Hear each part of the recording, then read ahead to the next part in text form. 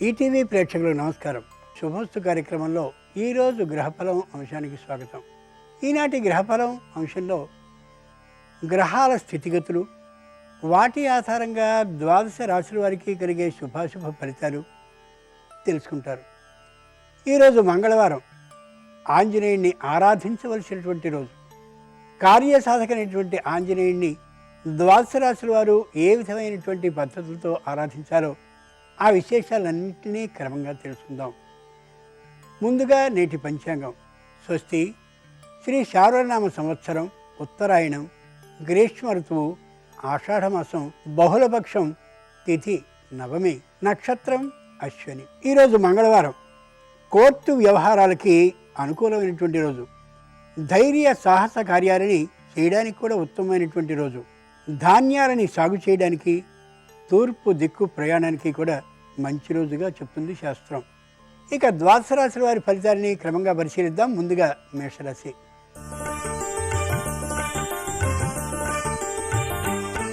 ఈరోజు మేషరాశి వారి ఫలితాలని పరిశీలించి చూస్తే అధికారుల ఒత్తిడి క్రమక్రమంగా తగ్గుతూ ఆనందాన్ని కలిగిస్తుంది. ఏ విధమైనటువంటి మానసిక అశాంతి లేనటువంటి కారణంగా కుటుంబం చక్కనైనటువంటి పద్ధతిలో సాగుతూ ఉంటుంది. ముఖ్యంగా అనారోగ్యానికి సంబంధించిన భయం లేకుండా ఉండడానికి కుటుంబ సభ్యులు అందరూ కూడా రోజుకి 2 లేదా 3 సార్లు పసుపు నీళ్లతో చేతిని శుభ్రపరచుకోవడం ఎంతైనా అవసరం. కుటుంబంలో ఉన్నటువంటి తల్లిదండ్రులు తమ ఆరోగ్యం గురించినటువంటి ధైర్యాన్ని నిత్యం ప్రదర్శిస్తూ ఉన్నప్పటికీ కూడా వాళ్ళని పట్టించుకుని చూస్తూ ఉండాలి ఇంట్లో ఉండేటటువంటి సభ్యులు. బంధుమిత్రులు ఎవరు వచ్చినప్పటికీ కూడా కాస్త మొగమాటం ఏమాత్రం లేకుండా స్వచ్ఛంగా చెప్పగలగాలి, ఆరోగ్య విషయాన్ని గురించి పాటిస్తున్నాము అని. మంగళవారం సందర్భంగా మేషరాశి వారు ఆంజనేయ స్వామిని నందివర్ధనాలతో అర్చించినట్లయితే రుణబాధ తొలగుతుంది.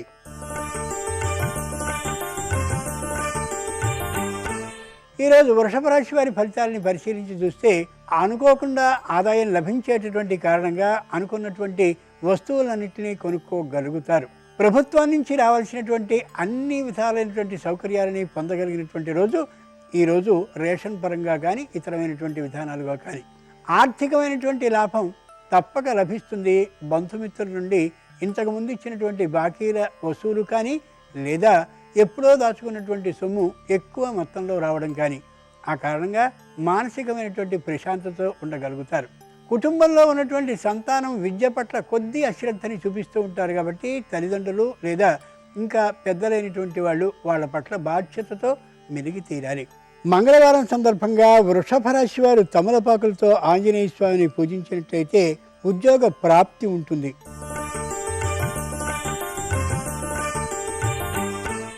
ఈరోజు మిథున రాశి వారి ఫలితాలను పరిశీలించి చూస్తే అనారోగ్యానికి సంబంధించిన భయం మానసికంగా ఎక్కువగా ఉండేటటువంటి కారణంగా దట్టంగా వేపాకుల తోరణాలని ఇంట్లో ఉండే అన్ని గదులకి కట్టడం ఉత్తమం.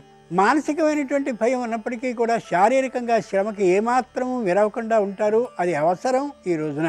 ఉద్యోగం తాత్కాలికంగా విరమించాలనేటటువంటి దృష్టితో ఉంటారు. ఆ ఆలోచన ఏమాత్రము సరి కాదు. గృహాలని అలాగే భూముల్ని కూడా తాకట్టు పెట్టి సొమ్ము తెచ్చుకుందామనే ఊహకి వస్తారు. ఆ ఆలోచన కూడా ఏమాత్రము సరికాదు. భూముల క్రయ విక్రయాలని తాము అడ్డుగా ఉండి చెయ్యాలి అనే ఆలోచనకు వస్తారు. అది కూడా సరికాదు. తప్పక కార్యం విఘటించేటటువంటి అవకాశం కనిపిస్తోంది. మంగళవారం సందర్భంగా మిథున రాశి వారు ఆంజనేయుడిని ఎర్ర మందారాలతో అర్చించినట్లయితే వివాహాదులు సానుకూలపడతాయి.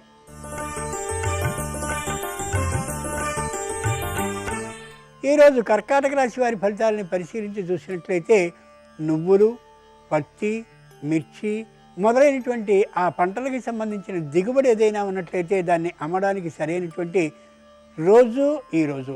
బాగా ఆలోచించి మాత్రమే పనిని చేస్తారు కర్కాటక రాశి వారు. అయినా చివరి క్షణంలో వచ్చేటటువంటి పిరికితనం కారణంగా ధైర్యంగా ఆ పనిని చేయలేకపోవచ్చు. అంత మాత్రాన్ని దిగులు పడాల్సిన అవసరం ఏమాత్రమూ లేదు. దస్తావేజుల్ని రాసుకోవడానికి ఈరోజు ఏమాత్రము మంచిది కాదు. అలాగే క్రయ విక్రయాలకి సంబంధించినటువంటి అగ్రిమెంట్లకు కూడా ఈరోజు ఏమాత్రము మంచిది కాదు. పశువుల కొట్టాలు నిర్మించుకోవడానికి ఉత్తమమైనటువంటి రోజే అయినప్పటికీ కూడా ఆషాఢమాసం కాబట్టి ఆ ప్రయత్నాన్ని తాత్కాలికంగా విరమించుకోవడం మంచిది. అనారోగ్య భయం ఏమాత్రము లేకుండా ఉండడం కోసమని తగినటువంటి ఆరోగ్య సూచనల్ని ఎప్పటికప్పుడు ప్రభుత్వం వారు చెప్పేటటువంటి వాటిని పాటించడం ఎంతైనా అవసరం ఈ రాశి వారికి. మంగళవారం సందర్భంగా కర్కాటక రాశి వారు ఆంజనేయుని పారిజాతాలతో అర్చించినట్లయితే వాగ్వివాదాలు దూరం అవుతాయి.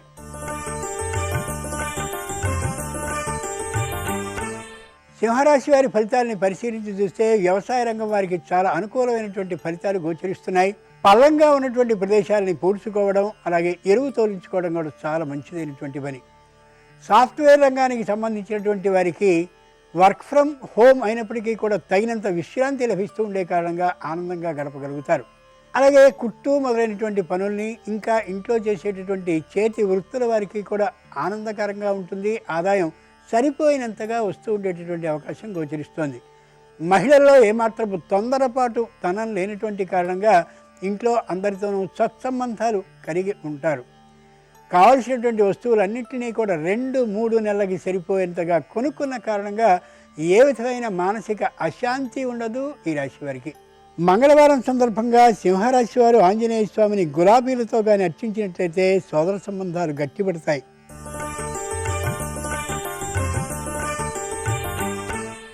కన్యారాశి వారి ఫలితాలని పరిశీలించి చూసినట్లయితే ఉద్యోగంలో చిన్న అపశృతులు దొల్లేటటువంటి అవకాశం ఉంది. చేయనటువంటి తప్పుకి చిన్నగా బాధపడాల్సిన అవసరం గోచరిస్తోంది.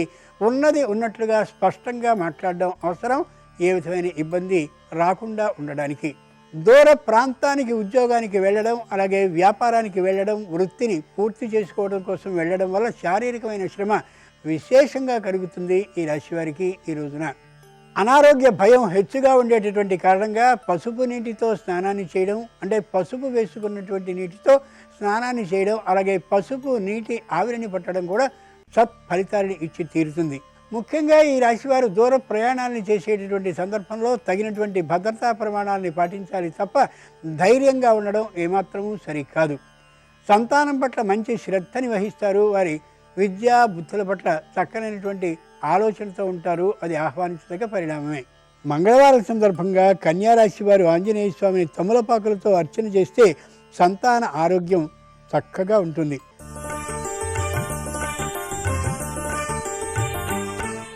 ఈరోజు తులారాశి వారి ఫలితాలను పరిశీలించి చూస్తే ఉండేటటువంటి ఊరి కంటే చాలా దూరంలో ఉద్యోగం వస్తుంది. వద్దని అనుకున్నప్పటికీ, అందరూ వారిస్తున్నప్పటికీ కూడా ప్రయాణం చేసి ఉద్యోగంలో అక్కడ చేరేటటువంటి అవకాశం గోచరిస్తోంది. ఈ రోజున వాణిజ్యాన్ని మార్చేటటువంటి బలమైన ఆలోచనకి వస్తారు. వ్యాపార భాగస్వాములు కూడా ఏర్పడతారు. అయినప్పటికీ కూడా ఈరోజు విరామాన్ని తీసుకోవడం ఎంతైనా మంచిది. వాగ్దానాలను చేసినటువంటి వాటిని తీర్చలేమనేటటువంటి విషయాన్ని స్పష్టంగా చెప్పడం మంచిది తప్ప లేని పక్షంలో ప్రత్యర్థులుగా మారేటటువంటి అవకాశం కనిపిస్తుంది. చాలా జాగ్రత్తగా ఉండి తీరాలి. ఎప్పుడో తీసుకున్నటువంటి రుణానికి సంబంధించిన ఒత్తిడులు బాగా పెరుగుతాయి. ఫలాని రోజున ఇస్తాము అనేటటువంటి మాటని 10 రోజుల పై మాటగా చెప్పడం చాలా మంచిది. అప్పుడు సంబంధ బాంధవ్యాలు తెగిపోనే పోవు. ముఖ్యంగా అనారోగ్యానికి సంబంధించి ఏ విధమైనటువంటి భయము లేకుండా ఉండడం కోసం భద్రతా ప్రమాణాలని కుటుంబం నిండుగా పాటించడం ఎంతైనా అవసరం. మంగళవారం సందర్భంగా తులారాశి వారు ఆంజనేయ స్వామిని చేమంతులతో అర్చించినట్లయితే మానసిక ప్రశాంతత కలుగుతుంది.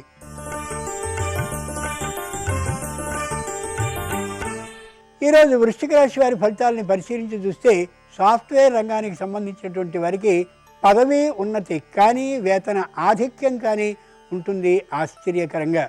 వైద్య వృత్తిలో ఉన్నటువంటి వారికి 2 రెట్ల జీతం వచ్చేటటువంటి అవకాశం ఉంది. తప్పక సాంఘికమైనటువంటి సేవకి, అలాగే మానసికమైన సంతృప్తికి, అలాగే తమలో ఉండేటటువంటి ఆ విద్యా నైపుణ్యాన్ని ప్రదర్శించడానికి వెళ్ళడం ఎంతైనా మంచిది. కుటుంబంలో సుఖశాంతులన్నీ ఉంటాయి. ధైర్యంగా వాళ్ళు పంపించగలుగుతారు. కాబట్టి వాణిజ్యానికి కానీ వృత్తి వ్యాపార నిర్వహణానికి కానీ ఏమాత్రము భయం లేకుండా ధైర్యంగా సాగించుకోగలుగుతారు. కుటుంబం అంతా కూడా అనారోగ్యపు పాలు పడకుండా ఉండడం కోసమని ఇంట్లో అనవసరమైనటువంటి వస్తువుల్ని తొలగించి వేయడం, చెట్ల మొదట్లో ఉండేటటువంటి అనవసర వ్యర్థ పదార్థాలని తొలగించడం, ఎప్పటికప్పుడు తోటని ఇంటిని శుభ్రపరుచుకుంటూ ఉండడం చాలా చాలా అవసరం ఈ రాశి వారికి. మంగళవారం సందర్భంగా వృశ్చిక రాశి వారు ఆంజనేయుణ్ణి ఆవు పాలతో అభిషేకించినట్లయితే అధికారులు దగ్గరవుతారు.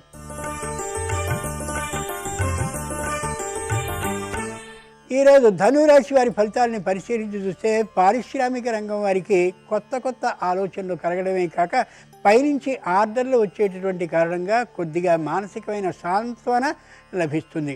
కార్మిక రంగానికి సంబంధించినటువంటి వారికి కొత్తమైనటువంటి పనులు వస్తూ ఉండేటటువంటి కారణంగా ధైర్యంగా ఆర్థికమైన ఆదాయం లభిస్తుందనే ఉత్సాహంతో ఉండగలుగుతారు. సాఫ్ట్వేర్ రంగానికి సంబంధించినటువంటి వారికి పని ఒత్తిడి తగ్గడమే కాక అధికారుల నుంచి విపరీతమైన ఆగ్రహ స్థితి ఏమాత్రమూ లేని కారణంగా ఉత్సాహంగా గడపగలుగుతారు. కుటుంబంలో ఉండేటటువంటి సంతానానికి విద్యాబుద్ధుల పట్ల మంచి శ్రద్ధ ఉండేటటువంటి కారణంగా చాలా ధైర్యంగా ఉండగలుగుతారు. కుటుంబంలో అన్యోన్య భావం కూడా బాగా పెంపొందుతూ ఉంటుంది. కుటుంబమే అయినప్పటికీ కూడా సామాజిక దూరాన్ని కొద్దిగా పాటించడం ఎంతైనా అవసరం. ఏ రోజు ఏ పరిస్థితి ఉంటుందో తెలియని పరిస్థితిలో వర్షాకాలం వస్తుంది కాబట్టి మంగళవారం సందర్భంగా ధనురాశి వారు ఆంజనేయ స్వామిని సింధూరంతో పూజించినట్లయితే దురాలోచనలు తొలగుతాయి.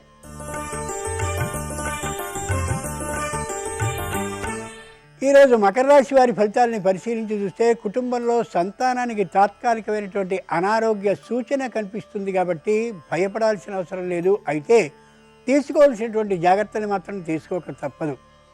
కుటుంబంలో ఉండేటటువంటి ఆర్థికమైన భావం చక్కగా ఉంటుంది. ఆ కారణంగా విచ్చలవిడిగా ఖర్చు పెట్టడం కాకుండా పొదుపు చేయడం ఎంతైనా అవసరం. ముందు నాటికి ఖర్చు పెరిగే అవకాశం గోచరిస్తుంది కాబట్టి ఈ రోజున ఈ రాశివారు దూరపు ప్రయాణాలని చెయ్యాలి అని అనుకుంటారు. కానీ వచ్చేటటువంటి వర్షం కారణంగానో లేక మానసికమైన అశాంతి కారణంగానో ప్రయాణం చేయలేకపోవడం మంచిదే కూడా. సంతానపు విద్యా బుద్ధుల యొక్క విశేషాలని పరిశీలించుకుంటూ ఉండాల్సిందే. లేని పక్షంలో స్నేహితులతో క్రీడలు మొదలైనవి మొదలుపెట్టి తాత్కాలికమైనటువంటి విద్యా భంగానికి గురి అవుతారు. ఆన్లైన్ క్లాసులకి కూడా వెళ్ళకపోయే పరిస్థితి గోచరిస్తోంది కాబట్టి మంగళవారం సందర్భంగా మకర రాశి వారు ఆంజనేయ స్వామిని కనకాంబరాలతో పూజించినట్లయితే పనుల్లో చాతుర్యం మెళకువలు తెలుస్తాయి.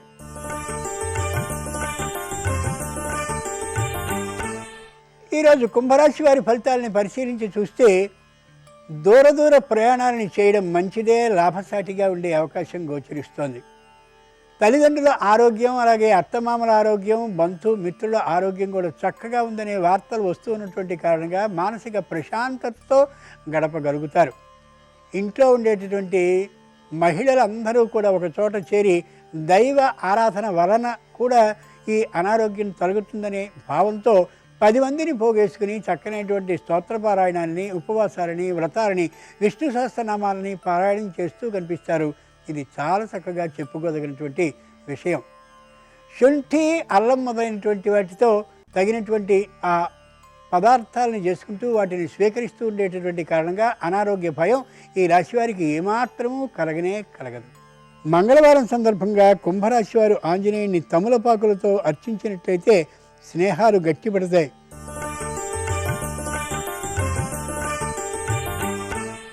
ఈరోజు మీనరాశి వారి ఫలితాలని పరిశీలించి చూస్తే దూకుడుతనంగా మాట్లాడేటటువంటి కారణంగా విరోధుల సంఖ్య పెరిగే అవకాశం ఉంది. జాగ్రత్తగా ఆచితూచి మాట్లాడడం అవసరం. ఆర్థికమైనటువంటి ఆస్తి పంపకాల విషయానికి వచ్చినప్పుడు ఆ విషయాన్ని ఈరోజు మాట్లాడకపోవడం ఎంతైనా మంచిది. మాట్లాడినట్లయితే ముందు నాటికి కూడా ముడి పడే అవకాశం ఏమాత్రమూ గోచరించడం లేదు. ముఖ్యంగా అన్నదమ్ములకి సంబంధించినటువంటి ఆస్తి వ్యవహారాలు కానినట్లయితే మరింత జాగ్రత్తగా ఉండాలి. వీరి భార్యలని మాత్రం రంగంలోనికి తాత్కాలికంగా రాకుండా నివారించుకోగలగడం ఎంతైనా అవసరం. కుటుంబానికి సంబంధించినటువంటి ఆరోగ్య భయం తాత్కాలికంగా ఉన్నప్పటికీ కూడా ధైర్యంగానే ఉండగలుగుతారు. ఎప్పటికప్పుడు ఇంటిని అలాగే చుట్టుపక్కల వాతావరణాన్ని సక్రమంగా సరిగా చూసుకుంటున్నటువంటి కారణంగా ప్రతినిత్యము కూడా ఆవు పాలలో చక్కనైనటువంటి మిరియాలని దంచుకుని అలాగే పసుపుని కొద్దిగా వేసుకుని పరగడుపున స్వీకరించడం వల్ల మంచి ఆరోగ్య సిద్ధి ఈ రాశివారికి కలుగుతుంది. మంగళవారం సందర్భంగా మీనరాశి వారు ఆంజనేయుడిని ఎర్రమందారాలతో పూజించినట్లయితే భార్యాభర్తల మధ్య అన్యోన్య భావం మరింత అవుతుంది.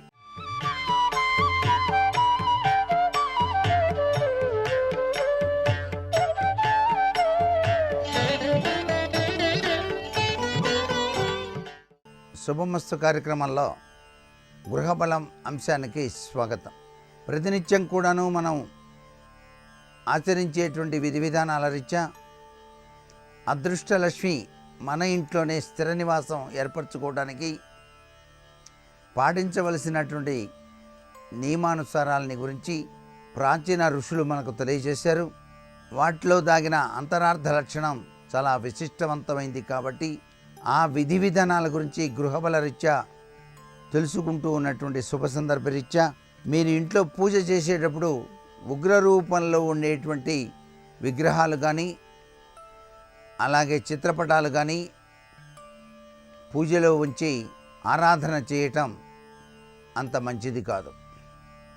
సాత్విక లక్షణం కలిగినటువంటి చూడగానే అపురూపమైనటువంటి ప్రభావాన్ని కలిగింపజేసేటువంటి చిత్రపటాలు మాత్రమే పూజా మందిరాల్లో ఉంచి పూజ చేయాలి. అలాగే దేవుళ్లను దేవతలను ఎత్తులో ఉంచి నిలుచుండి పూజ చేయకూడదు అని కూడా శాస్త్రం. కూర్చొని పూజ చేయడం చాలా మంచిది. నుంచోనే నేను పూజ చేస్తున్నాను, ఎత్తుగా పెట్టాను దేవుణ్ణి అంటే కుదరదు.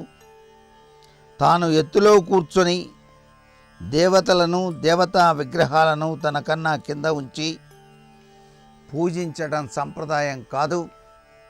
అలా పూజించడం వలన అనర్థదాయకమైన ప్రభావాలు వస్తాయి. స్వామి సేవకు బంగారు పాత్రలు ఉపయోగించిన ఎడల భక్తి ముక్తిదాయక కలుగుతాయి అని చెప్పేసి కూడా శాస్త్రంలో చెప్పారు. రంగనాథ స్వామి వారికి బంగారపు గిన్నెలో ఆ యొక్క ఉపయోగించేటువంటి పాత్రల వలన ఎనలేని భక్తి ముక్తులు కలిగినట్టుగా కూడా శాస్త్రసమ్మతమైన కథలు ఉన్నాయి. వెండి పాత్రలు ఉపయోగించినట్లయితే పుత్ర పౌత్రాభివృద్ధి కలుగుతుంది. రాగి పాత్రలు అయినట్లయితే సర్వసిద్ధి ప్రదాలుగా మనకు శాస్త్రాల్లో చెప్పారు. మట్టి పాత్రలు అయినట్లయితే పాపాన్ని హరిస్తాయి. కొయ్య పాత్రలు గనక వినియోగించడం చేత శత్రు నాశనం అవుతుంది. ఇనుప స్టీలు పాత్రలు సర్వదా అశుభకరముగా భావించాలి. కాబట్టి స్టీలు ఇనుప పాత్రలు మాత్రం దేవుని పూజలో ఉపయోగించకూడదు. వట్టి నేలపై కూర్చొని మనం పూజ చేయటం మంచిది కాదు. పీట కానీ దర్భాసనం కానీ ఆకు కానీ వస్త్రం కానీ పరిచి కూర్చొని పూజ చేయటం వలన సర్వశక్తి సమన్వితమైనటువంటి ప్రభావం శరీరానికి వచ్చి తీరుతుంది. ఇనుప మేకులు వాడినటువంటి పీటపై కూర్చొని జప హోమ అర్చన పూజాదులు చేయటం మంచిది కాదు. వెండి బిళ్ళలు 4 మూలల్లో కొట్టించినట్లయితే అటువంటి పీటలు ఉత్తమోత్తమమైన ప్రభావాన్ని ఇస్తాయి. పీటకి వెండి బిళ్ళలు 4 వైపులా కూడాను కొట్టించి దాని మీద కూర్చొని పూజ చేసుకోవడం సర్వే సర్వత్రా శుభదాయకం. మరికొన్ని ముఖ్య విషయాలు రేపటి శుభమస్తు కార్యక్రమంలోని గృహబలంశలో తెలుసుకుందామా? మరి సర్వే జనా సుఖినో భవంతు.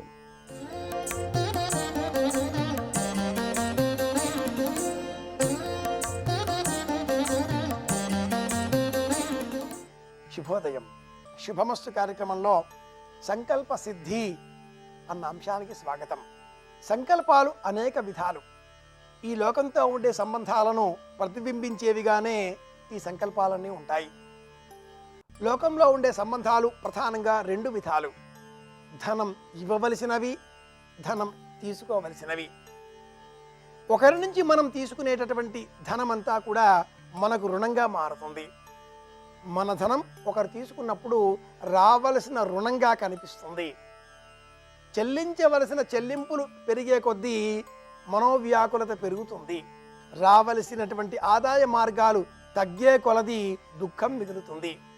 ఈ రెండింటి మధ్య సమతౌల్యత సాధించే విధంగా ఏ విధమైన పరిహారాలు పాటించాలి, ఏ విధమైన సంకల్పం చెయ్యాలి అంటే ఆంజనేయ స్వామిని వేడుకోవాలి అంటుంది సంప్రదాయ పరిహార విజ్ఞాన శాస్త్రం.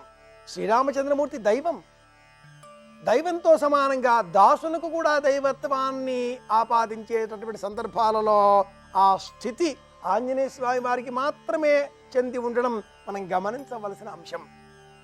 ఈ రుణ సంబంధంగా వచ్చే సమస్యలన్నింటినీ కూడా తొలగించుకునే నిమిత్తమై ఆదాయ ఖర్చులు రెండూ కూడా సమానంగా ఉండి ఆనందాన్ని కలిగించే నిమిత్తమై పాటించవలసిన పరిహారాలలో మంగళవారం నాడు ఆంజనేయ స్వామి వారికి ప్రీతికరంగా తమలపాకుల చేత అర్చించడం ఇది ప్రధానమైనది అంటుంది సంప్రదాయ పరిహార విజ్ఞాన శాస్త్రం.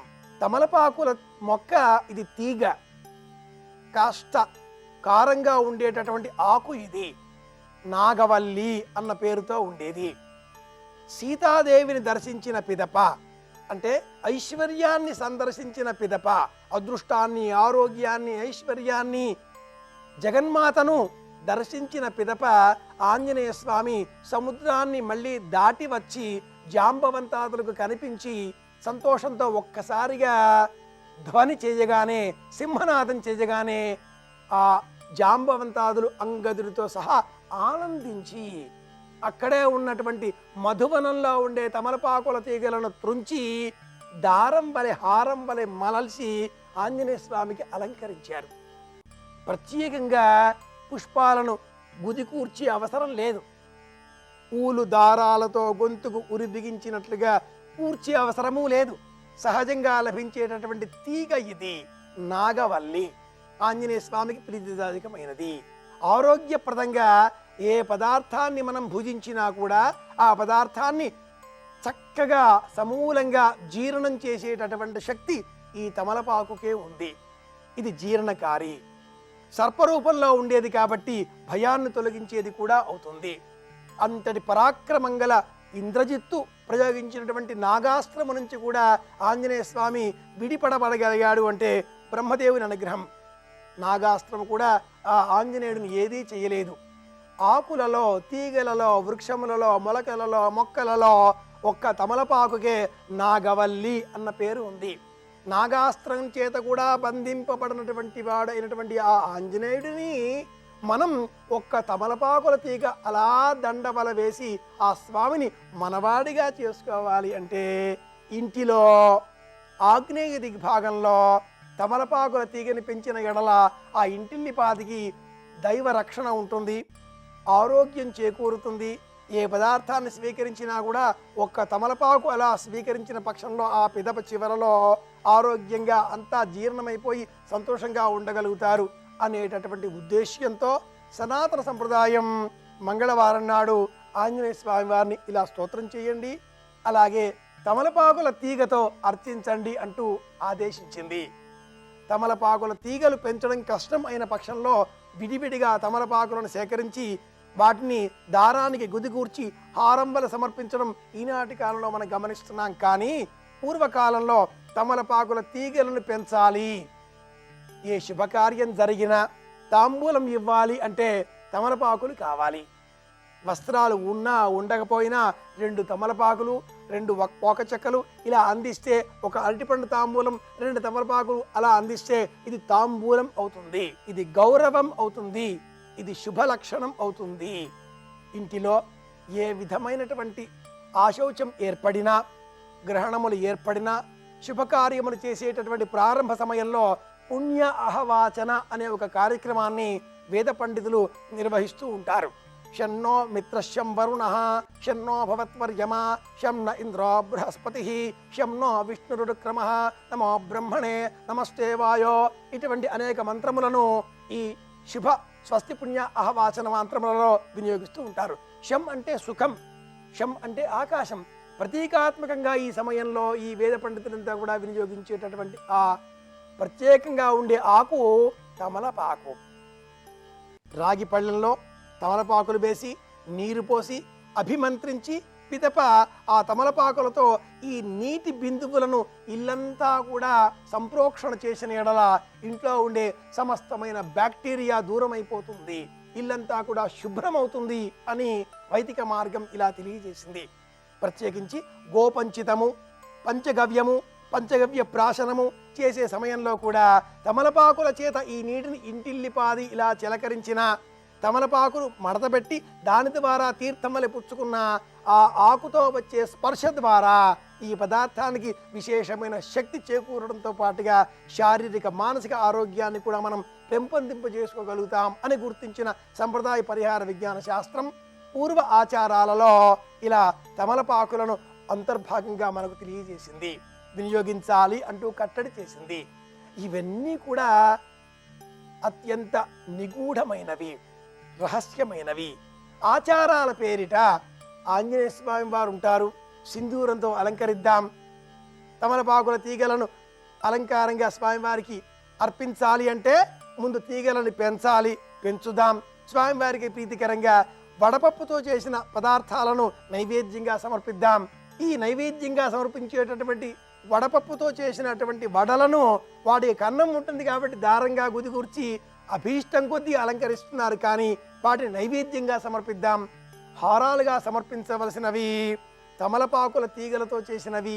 ఇలా గుర్తుపెట్టుకుంటే ఆంజనేయ స్వామి మరింత ప్రసన్నుడవుతాడు, ఆరోగ్యాన్ని మనకు అందిస్తాడు. బుద్ధి, బలం, యశస్సు, ధైర్యం, భయం లేకుండా జీవించగలగడం ఇది ప్రధానమైనది. నిర్భయత్వం, దీనికంటే కూడా ఇంకా ప్రధానమైనది 8వ లక్షణం అరోగద, రోగాలు లేకుండా జీవించగలగడం. ఇలా ఏ రోగము లేకుండా జీవించగలగాలి అంటే తమలపాకుల తీగలు పెంచాలి. ఆంజనేయ స్వామి విగ్రహం తద్వారా మనం పొందవచ్చు అని కూడా తెలియజేస్తుంది సంప్రదాయ పరిహార విజ్ఞాన శాస్త్రం. ఆంజనేయం అన్న శబ్దం వినగానే శరీరంలో ఏదో తెలియని ఒక ఉద్వేగభరిత వాతావరణం నెలకొల్పబడుతుంది, మనస్సు ఉప్పొంగుతుంది, ఉద్వేగంతో కొత్త విషయమా అన్నట్లుగా సంతోషంతో ఉబికి వస్తుంది. ఆంజనేయ అన్న శబ్దంలోనే ఇంత ఆకర్షణ ఉన్నప్పుడు తమలపాకు. పూర్వకాలంలో వృద్ధులు తాంబూల సేవనం చేసేటటువంటి వారు. అది ఒక కళ. కూర్చోవడం, తమలపాకు తీసుకోవడం, తొనలు త్రుంచడం, ఈనెలు త్రుంచడం, సున్నం రాచడం, అనేక దినుసులు అందులో అలంకరించే విధంగా ఉంచడం, ఇవన్నీ కూడా ఆరోగ్యప్రదమైనటువంటివే. పునుగు, జవ్వాజి, కస్తూరి, పుదీనా, ఇంకా అనేకమైనటువంటి మధురమైన పదార్థములను 21గా సంప్రదాయం సూచిస్తుంది. ప్రత్యేకంగా తెలుగు సారస్వతంలో సింహాసన ద్వాత్రింశిక అన్న కావ్యంలో తాంబూల సేవనం ఎంత విశేషంగా వర్ణింపబడి ఉన్నది అంటే, తాంబూలంలో తమలపాకులు ఏవైతే మనం ధరించబోతున్నామో, వేసుకోబోతున్నామో, స్వీకరించబోతున్నామో వాటి సంఖ్య సరి సంఖ్యగా ఉండాలి. 2, 4, 6, 8 ఈ ప్రమాణంలో ఉండాలి. ఈనెలు త్రుంచాలి. 21 విధాలుగా ఉండేటటువంటి దినుసులను అందులో వినియోగించాలి. వీటిని 3 తడవలుగా స్వీకరించాలి. భోజనం చేసిన 24 నిమిషాల లోపట, అంటే ఒక గడి లోపల తీసుకున్న పక్షంలో ఆరోగ్యం చేకూరుతుంది అంటుంది సంప్రదాయం.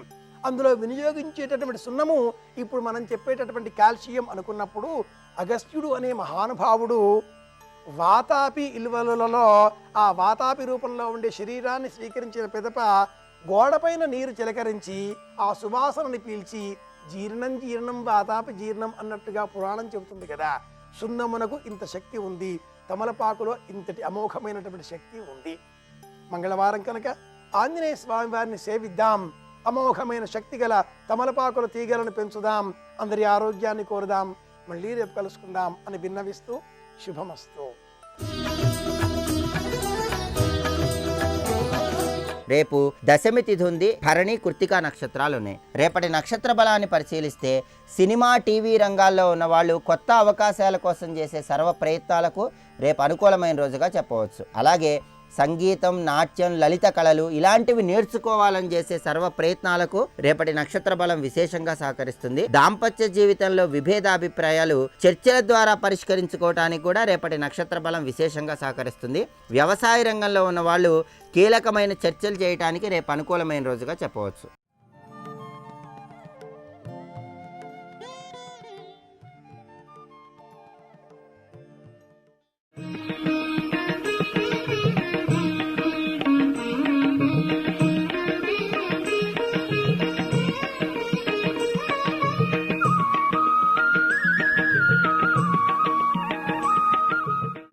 సహస్రనామ స్తోత్రమునందు వ్యాస భగవానుడు ఒక్క పెద్ద రహస్యాన్ని దాచాడు. మొట్టమొదట అమ్మవారి ఆవిర్భావం చెప్పేటప్పుడు ఆ చిదగ్నిగుండంలోంచి వచ్చిన అమ్మవారి యొక్క రూపాన్ని ముందు చెప్పలేదు.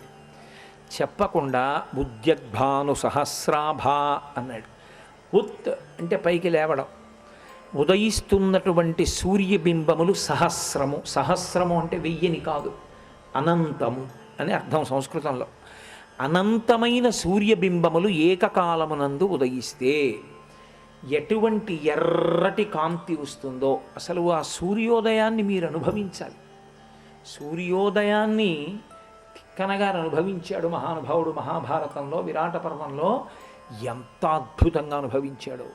నీరజాకరములు నిష్ఠయై చేసిన భవ్యతపంబు ఫలమనంగా దినసముఖాకి నందిత చక్రయుగ్మకంబుల యనురాగంపు బ్రోవనంగా హరిహర బ్రహ్మ మహానుభావంబులొక్కటింగాగ గరగిన కట్టియనగా అతుల వేదత్రయలతి కాచయము పెనుబొందన్ పుట్టెడు మూల కందమనగా అఖిల జగముల కందెరయగుచు జన సమాజ కరపుట హృదయ సరోజములకు ముకుళనంబును జృంభణంబును నర్చి భానుబింబంబు పూర్వాద్రిపై విలింగే అంటాడు. ముగ్గురు మూర్తులు కలసినటువంటి ఒక ముద్ద ఆ ఎర్రటి కాంతులతో సముద్రంలోంచి పైకి లేస్తుంది. మీరు చాలా భాగ్యవంతులు. సముద్రం ఉన్నటువంటి వాళ్ళు సూర్యోదయాన్ని చాలా బాగా చూడగలుగుతారు. కాబట్టి ఉద్యద్భాను సహస్రాభ, అనంతమైన సూర్యబింబములు ఒక్కసారి పైకి లేస్తే ఏమవుతుంది? అది వ్యాసహృదయం. ఉత్ నువ్వు ఒక్కసారి తలెత్తాలిగా, అబ్బా అని. తలెత్తడం అంటే బాహ్యంలో తల కాదు, ధ్యానమునందు ఉత్ ఒక్కసారి సంతోషంతో పైకి లేవాలి. ఎందుకని అంటే శ్రీసరణి అంటారు శంకరాచార్యులు వారు సౌందర్యలహరి చేస్తూ. శ్రీసరణి అని పిలుస్తారు దాన్ని. శ్రీసరణి అన్న మాట ధ్యానం అలవాటు ఉన్న వాళ్ళకి అర్థమవుతుంది. అది ధ్యానం అలవాటు లేని వాళ్ళకి దాని వైభవం తెలియదు. శ్రీసరణి అంటే కందులు మోసుకొని ధ్యానం చేసినప్పుడు సూర్యబింబం యొక్క ఉదయాన్ని, ఆ బింబం ప్రకాశం ప్రారంభమైతే ప్రత్యేకంగా సముద్రపుటొడ్డున కూర్చుని చూడాలి. ఆ ఎర్రటి కాంతి కుంకుమ బిందువు నుండి వచ్చినట్టు సముద్రం అంతా పడుతుంది.